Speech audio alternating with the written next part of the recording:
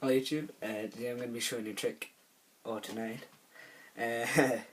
So a lot of these will be done tonight. Okay. So today I'm going to be doing a trick called the squeeze. It's got other various names. It's a very basic trick. It looks pretty good. It just looks like the lighter magically opens. It's got a reverse squeeze as well, for like doing combos and stuff. But what you normally do is you just make that and light, and then it can lead in a hot spin or for wet panties.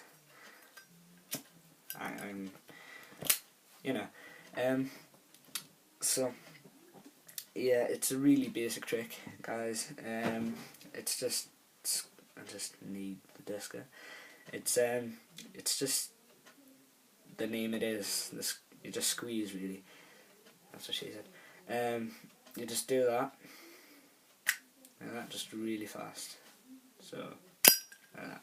It does take practice, but just do that. Just slide your fingers down, and the pressure will just whoop,